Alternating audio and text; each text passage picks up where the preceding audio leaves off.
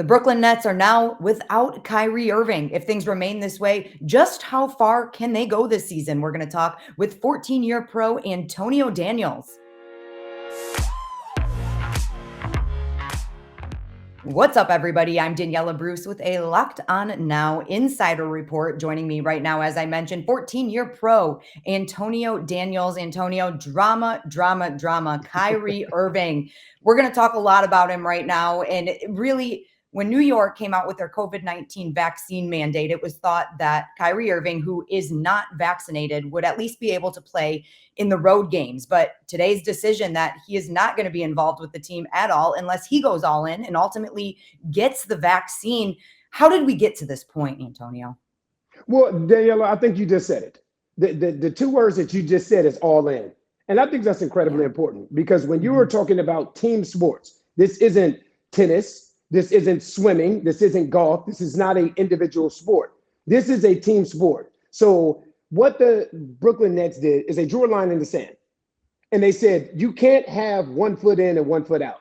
In the culture that we're living in now, with everything that our country and our world are dealing with, if you go all the way back to 2019, 2020, there's no more walking on the fence. It's time to be all in or all out. You have to choose a side. And in particular, when you're discussing professional sports, you can't have a guy with 1 foot in and 1 foot out. You know, either you're all in or you're all out. Having someone there for 41 games. Like, do you understand how important chemistry is in the NBA as a whole? Developing chemistry. You know, you have 6-game homestands. You will be without Kyrie Irving then. You know, with all due respect to Kyrie Irving, you know, make your decision. Make your decision. That's cool, you know. But the Brooklyn Nets and Sean Marks had to make an executive decision, not in what's best for Kyrie Irving, but in turn, what is best for the other 13 or 14 guys in that locker room. And there's nothing that the Nets organization can do about this New York City vaccine mandate. But how do you think the NBAPA is going to look at this situation? Well, I think the way that they can look at it is the fact that Brooklyn is still paying Kyrie, though. They're going to pay him for the 41 games that he would have appeared in if they were going to allow him to play. So there's not much that the Players Association can do because the Brooklyn Nets are taking care of their side as well. It's different if they're saying, look, you can play in 41 games, but we're not going to play you and we're not going to pay you. They didn't do that. They said, listen, we're going to draw a line in the sand. We understand it's about the other guys in that locker room. We are not going to allow you to be in and out and inconsistent with your presence and your playing time. But we still are going to pay you for the 41 games that you were supposed to or you basically had access to participate in. So there's not much that the Players Association can do about that. Do you think guys like KD and James Harden had any say in this decision? And if so, or if not, what do you think their level of communication was?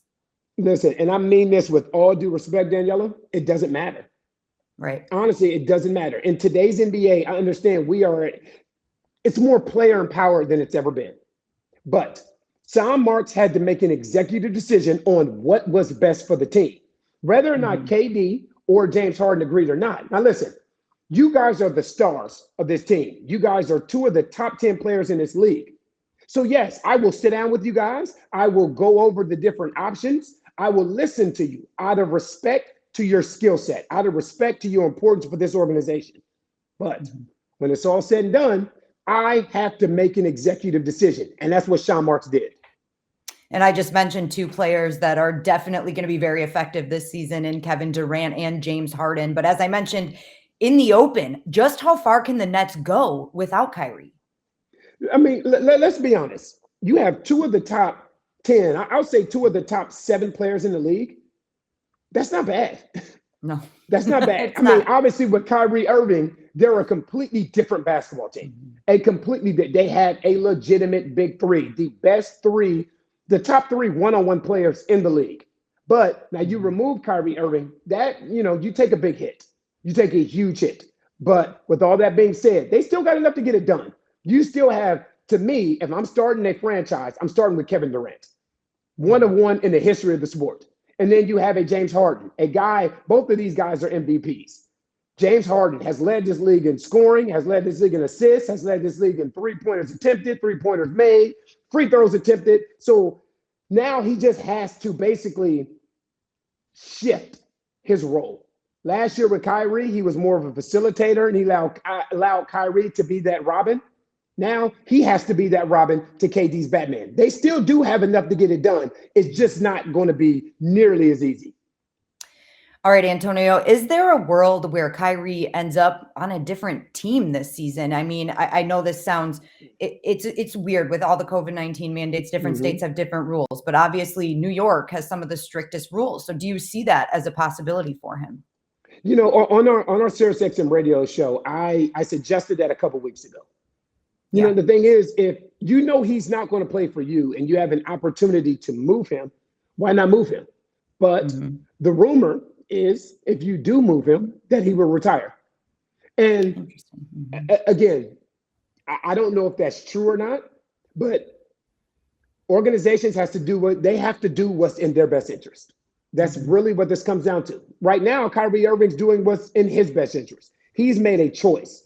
And what you see in this is it's about choices and consequences. Decisions and the consequences that come from those decisions that you make. So if you're Brooklyn now, understanding that Kyrie Irving has the potential to be a free agent at the end of this season, holding on to him, what does that do? If you have an opportunity to get something for him legitimately, and you know that he's going to continue to play, which I don't think any of us know.